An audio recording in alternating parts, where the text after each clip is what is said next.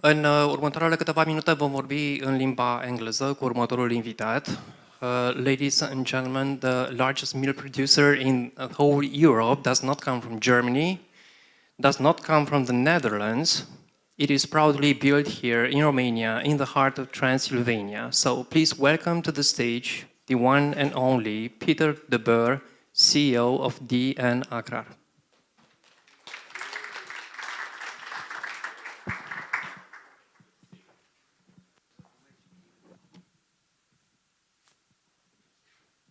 So thank you very much for the lovely introduction, let's say. It's really good. So yeah, great to be back here at the event. I think it's really one of the nicest capital market events on the Romanian market, and for that we try to participate also many times. And it's a bit a new year, although we keep the tradition that every time when we report record results that the next day we see quite a decrease in our share price. But nevertheless, we had a really good year last year, and we will have a lot of investments in the coming year, so we will go through it. Also, I'll try to give you a bit of an outlook for the coming year. Of course, maybe as many of you have seen, there is quite some pressure, short-term pressure on the milk supply on the European market, but also on the whole market in the world. So let's move on. So last year we had over 10% growth, 30% growth of milk supply to 70 million liters of milk. That's part of our strategy. We will announce in 3 weeks, 2 to 3 weeks, our budget on the 25th of March. And probably you will see there something for next year, I think around, that we estimate around 80 million liters of milk. We had 18,000 animals. We will grow. We will pass this year over 20,000 animals. And of course, as part of our strategy, the 70 million that is estimated there, with the investment that we are currently doing, we are quite confident that in 2030, which is also when our strategy ends, let's see, at least the one that is published, we will produce over 150 million liters of milk. So we are quite growing fast in the coming years. Of course, we had the start of the Straja farm, and we have some nice news, I think, to share there. Since last week, the Straja farm is producing, on average, over 50,000 liters of milk. That's the same size as the Coot 1 farm, the same, more or less, production. And that's only in 1 year, because if you remember, only last year, in March, we started with the Straja farm. And the Straja farm, fully occupied, will produce 150,000. So we are already on 1/3 only after 1 year. Currently, we have there a bit over 2,000 animals, the same number of animals, let's say, at the Coot farm. And by the end of the year, we will have 3,400 animals there. And next year, by the end of next year, we will have 5,000 animals there. And we will reach full capacity. We were clear on the trajectory. I mean, the Straja farm currently occupies already a bit over 20% of the milk supply in the group. So we are really proud on it's a new team, new animals, a new location, that they picked up everything so fast. Of course, we announced the development strategy from 2025 to 2030. We'll go through it. And if we go to the financials, as I mentioned already, now I turn off everything. Oh, no. So, it's clear growth to the last couple of years, turnover, EBITDA, profit growth. We published an initial budget. We updated our budget in September, and we more or less reached all our targets. Only for the updated budget, we didn't reach the turnover. We were just 2 million lei under it, mainly due to the effect that we had a sharper decline in milk price in Q4 than estimated. We estimated a decline, what's also mentioned at our Investors Day, at the half-year results, but the decline was sharper than we estimated, as well as that we didn't obtain the organic certificate for the fertilizer yet, but it's really ongoing, although I mentioned it already several times, but we really expect in the coming months to receive this certification. So we decided not to sell the 3,500 tons of fertilizer that we estimated in our budget. But could see clear net profit growth. We had a net profit of 52 million, an EBITDA of 97, and 230 million lei turnover. Again, if we look 2024, if we implemented IFRS, and there's a clear difference between the Romanian GAAP results and the IFRS result. It's mainly we transformed now from cost calculation to fair value, mainly fair value of the biological assets, as well as of the stocks. Mazars, contributed to this to implement IFRS from Q1. We will publish, I think, end of May, somewhere I think on the 26th of May. Our reports also will be IFRS dominated, so we will start from now on to publish in IFRS, and there are higher values there, so it has an improvement mainly due to the fair value. Struggling, yeah. So, and if we look to milk, of course, I mentioned already 70 million liters of milk, and you can see there's really a clear steady growth from 2030 to 2025, and we aim by 2030 to more than double than what we will produce up to today. Well, if we look to the stock market, when we started we had 150 shareholders. Currently we have over 5,000, and a big part from those shareholders, they trade through Tradeville, so we are really happy at that. I think it's even the majority, so that goes quite well. And we are really one of the, a lot of people say agriculture is boring, it's not sexy, you cannot make money out of it. I think the AGRAR shows for many years that if you have a good integrated business model, a clear strategy, and that you know how to execute, even in times that there is quite some unrest, let's say, and especially commodity markets are quite affected by that. I think we have shown so far, since listing, a clear growth. I mean, if you look to the Bet Arrow index, they had 8.3%. The main market index, the Bet, had 15%. But this is only from this year. I need to look up. The Bet Arrow had -8, the Bet had 110, and we have over 400%. So I think diversifying is good, but now if you could you give a tip, let's say I would just invest in the AGRAR. So if we go to the business model from today, it's quite simple: dairy production, crop production, solar. We invested largely significantly in solar panel on all our farms. We hope also this year to invest for the Straatje farm on solar and batteries, to further, of course, to align to our strategy to produce net zero milk by 2030. If we look here, the Straatje farm, you can see we have here 2 rotors. Those are the largest rotors on the Romanian market. Also, we invested in robots. So instead, we had first 3 employees managing 1 rotor. Now 1 employee can manage 1 rotor. 2,200 heads. By the end of the year, we will have 3,400 heads. It's over mentioned there. And also, by the end of this year, we will finalize the construction of the Straatje farm. So not the population of the Straatje farm. This will take another year because we grow all our own animals. But the construction needs to be finalized because we will soon ask you all to approve the financing for the Q2 farm, which we would start to construct from September or October this year. It's another dairy farm for 5,000 animals and with a production capacity of 150,000 liters per day. Then we have, of course, our compost plants. We have now 2 compost plants with a production capacity of 14,000 tons. This will be a new product. Of course, we started to sell. Currently, we just sell it as fertilizer, and we aim to have the EcoCert certification in the 1 or 2 months. There is some good news to mention here. There is another company who implemented this same technology, and it is certified, let's say. So it's not a matter when. Sorry, it's not a matter if, only a matter when. But we expect that it's in France. There they do the certification, and we expect it in the coming months, and it will significantly increase the sales price of the product. We will also ask, when we ask for the approval for the Q2 farm, as well additional financing for 2 more compost stations. All those 3 projects will be financed by ING. We negotiated a 1.5% interest rate plus 1 month Euribor. And to see here upstairs, we also invested in the packaging machine, so we can now package in 5, 10, 20 liters and big bags.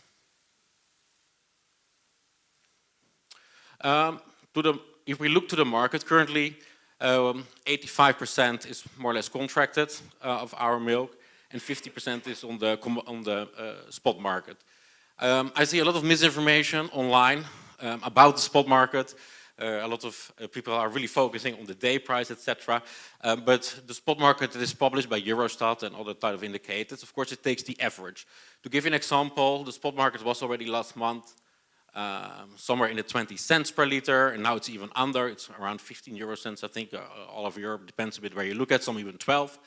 But last month we sold our milk on the spot market for 36 and 38 euro cents. It shows clear competitive advantage that we deliver large quantities. We only work with large companies and a constant quality with fat and protein. We are able to sell, for example, to give you an example, if we sell for 38 cents, and I'm now only talking about a part of this 15%, because the rest is contracted to with long-term contracts. But if we look to sell, we start to export more to Bulgaria, because there we are able to sell for 38 cents last month plus transportation costs. If we sell in Romania, we don't succeed. So if we would sell for 36, 38, that would mean including transportation cost. Of course, still the price cap on certain products in Romania is in place. We think this is a huge mistake if you want to support the local market with the huge deficits, but we hope that in time this will be erased. Also, a part of the 15% will go to contracts, to current contractors of us, of clients of us. So, and that will be sold for the price negotiated in the contract. So we don't necessarily sell for the lowest price. If we look here more to Romania on last year, Romania has already for quite some years one of the lowest milk prices in the EU. It's partially done how the subsidy scheme is organized, but also it has to do with the competitiveness of many farms in the country, because on average in Romania the cows have the lowest yields, let's say, in all of Europe. The average price was last year close to 50 cents in the EU. Our average price was quite higher, so last year we were able to sell above the European average. And we have mentioned many times we are able to sell our milk for 6 Northwestern European average, let's say, of those kind of countries. Again, due to the fact that we deliver only full trucks, large quantities, with a constant quality. We start to export more. Bulgaria I mentioned already, but also to Greece and northern Italy. Due to the constant pressure, I would say, on the Romanian milk price, we aim to mainly, at least in the coming years, to look to further increase our exports. That's the reason we start now to invest in a processing plant. And it's good to mention we all do these kind of investments without subsidies whatsoever, because it takes a lot of time to acquire subsidies, and we are a fast-growing company. So main investments we do without. But for Greece last year, on the spot market, we received the highest milk price that we received in the year. It was even over 80% in summer months, and there's a lot of requests there. So in our processing plant, we will sell skimmed milk and cream, and also due to the processing plant, we can take out the water from the milk to a certain degree, and there we can, instead of, let's say, transporting 100,000 liters with 4 trucks, we will be able to transport 100,000 liters with 1 truck. So that's a huge transportation efficiency or increase, and that means that we can clearly extend the geographic area where we could sell our milk to, and it increases the competitiveness, of course. Well, if we go to our announced strategy, mainly today it is still milk production, but we have announced a significant diversification strategy, I would say. We started, of course, when my father founded the company in 2008. First we started with agriculture, I must say, but then soon he increased to milk production. Composting, now we have 14,000 tons in 2030. We will have 40,000 tons annual capacity. It's a really good product for wineries, for fruit and vegetable farms. We look for the local market for these kind of specific farms, and for the rest we will look for exports. Let's say in a big bag, the price currently is between 180 and 220 euros. If you would package by 5, 10, 20 liter packaging, you can at least have 100 euros more per ton. Green energy, of course, we are working for some years now with Black Sea Oil and Gas, owned by Carlyle and EBRD, to develop the largest biomethane plant in the Central and Eastern Europe. There are really clear steps on the way from the improvement, let's say, from the government perspective, to allow, hopefully this year, injection into the grid, but at least lately news shows the good direction. So our goal is to start to produce biomethane by 2028. The final investment decision will be taken around end of Q2, but it really mainly depends on the implementation of legislation. But we are busy with building permits and all these kind of things. The administrative work, let's say, is on the way. And that will reduce the AGRAR's emissions with 90%. So that's a big part of the strategy to produce net zero milk by 2030. As well as, of course, it will increase our revenue stream. It will open a new revenue stream, but at least we expect to have 3.5 to 4 million euros of additional turnover. And you can imagine we only have transportation costs to bring it to the plant from several farms. So we have a really good margin there. Vertical farming, Romania, we will see in the next slide that Romania will be affected by climate change, as many countries, but especially there are some areas that will be significantly affected. This is the reason we are the first one in Europe on this scale. We will start to grow wheatgrass in a hydroponic farm, so 90% less water uses, no herbicides, no pesticides. We are developing this technology together with a company from Rotterdam who have huge experience in greenhouses, but not in this specific facility. So the first one comes into production in the second part of this year. It will have an output of 40 tons per day, a growth cycle of 6 days. So after 6 days you harvest. Due to testing, we found out that you barely need any light. So it's a really eco-friendly product, and it will have a high protein level, and that means that we think that we can replace let's say 30% of our current feedstock through the hydroponic farm. It increases the health of the animals, and it will increase milk production. There are some examples in the US and in China as well of these kind of technologies. Some are a success, there are also some failures, let's say. But the test results, we have a test unit currently in the Netherlands that looks really good, and we will not only purchase this kind of technology, but we will also be a seller of this technology in the future. Alternative for milk, I mentioned already the processing plant, the first processing plant of 150,000 liters. We started to construct, it will start to be operational in August, and we will start to sell milk, and we mainly, I think, to Greece from September. And of course, the large project where we're working on are the greenhouses. Fruits and vegetables, where we will have some integrations with our compost and the CO2 that we capture from the biomethane plant. If we go to the European market outlook over here, and we see the expected milk supply up to 2035. To give an example, in the Netherlands, due to the nitrogen problem issues, they estimate that the Netherlands will produce 20% less milk in 2035. Also, Ireland will be affected. It's a intensified country as well. Those two countries, they produce already 15% of the European milk supply, but also some other countries will see significant decreases, let's say.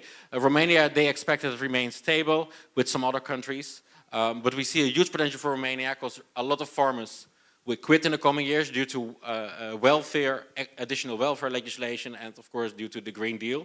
And the far majority of the farmers in Europe are over 50 years old. I think it's even over 70%. So we will see in the coming years, when they have no succession, a significant drop in the number of farms, as well as that the smaller farms will not be able to remain competitive, let's say, and to produce food in a sustainable way. And the structural decline is expected by 5%. To give you an idea, 1% more or less has a huge impact on the whole commodity market. Again, if we look here, Romania has a strong potential, but if you look to temperatures, etc., you need to mitigate as farmers, let's say, for the future to have a constant food supply and not depend of constantly purchasing from the market. And that's the reason we invest, and we have here another regarding heat stress and climate change, and we see Romania is one of the countries in red, so it will have a clear impact. We know this also around Bucharest, and in our area we have a fully integrated business model in Transylvania, but of course the issue is we cannot irrigate in our area. So this wheatgrass is really a strategic move to not necessarily further grow in land, but to have quality control and constant supply produced on our own farms. What will the AGRAR look? Even more integrated in 2030, biomethane reduction of 90%, more solar, several vertical farms. The first one will be financed this year. So the first wheatgrass plant will be an investment of around 3 million euros. And we will even integrate more. And of course, milk substitutes. So now we start with cream and skimmed milk, but we also will be able to sell to companies like Unilever, Nestle, etc. For example, to sell milk with an exact percentage of fat. So if someone needs milk with 2%, we can sell also to ice cream factories, bakeries. So we can diversify our clientele portfolio locally and on a European level. And that will give us a huge strategic advantage while not competing with our clients, let's say, because that is, of course, although we think that we are big, but one of our main clients is Lactalis. Yeah, we are not yet ready, let's say, to beat them. So for that, we choose to cooperate. I mentioned already milk supply in 2030 between 150 and 200 million liters of milk. Okay, this is really a year of execution. So we have a lot of headwind on the milk market. We estimate that it will at least remain for the first half year. So that will put some pressure, but nevertheless, we really believe in this sector. In the coming years, it's really about defense, security, and food from our perspective. And we think that we have an amazing business case, let's say, for that. And also that we can, as you got used from us, on the long term, deliver growth for all our shareholders and the other stakeholders. So we go quickly to the projects. The first processing plant. So we will have 150,000 liters of production capacity per day, plus 300,000 liters additional of storage capacity, as well as we start operations in August, testing 1 month, and start expected sales from September. Then we have the wheat farm, the wheatgrass farm, fully automated. We will reuse the water, etc. It's a fully circular model, 90% less water, no herbicides, no pesticides, and 30%, it will feed 30% of the Koet 1 farm by day. Then we go over here, the biomethane project. Everything is more or less in place. We are in the permitting phase. Goal is, if all the legislation is into place, that, as I mentioned already, around 3.5 million euros on an annual basis, as well as start production from 2028. It's also in our financial models. The compost production will further increase, as I mentioned already. Then, of course, the Koet 2 farm, as I mentioned, approval end of April, beginning of May, and we start construction end of this year, and the first cows will enter into production in March 2028, so in 2 years, and we will grow again our own animals there. This one, okay, this is not so relevant to Lagoon. Yeah, the food cluster. So what we want to develop is Romania doesn't have only a deficit in dairy products, but it's even larger to fruits and vegetables. And we see some synergies there. So we started cooperation with the Wageningen and Metropolitan Food Clusters, and we are more or less finalizing in the coming months our plans for this food cluster. We aim that it will be somewhere around Bucharest and Constanța, or in somewhere in this region. And we will update you accordingly in the coming months. It will be a huge project. For sure, we need additional financing there. That will be either take place next year or the year after, and we mainly will look to institutional and pension funds. And our path to the main market, we have this earlier announced. So we estimate to go to the main market of the Bucharest Stock Exchange next year. We reached now for a longer period the market cap of 100 million. That was one of the conditions. We implemented IFRS. We have our first institutional investors on board. There's a clear interest from institutional investors, so I'm quite confident that we will attract more of them. This year we will further update our corporate governance, implement some committees, and then next year in April or May, normally our goal is to do the upgrade to the main markets. Then the scenarios, we will update them in 3 weeks. But these were the scenarios so far who are publicly available. And there you can see now it is still really based on the milk price. Also the processing factory is not included here, and also not the wheatgrass. We will include them from next year. But the growth is clear for so far. And so far we have always met the budget that we have announced, and many times we needed to update them throughout the year. Well, then we are, at the end. So thank you very much for your attention.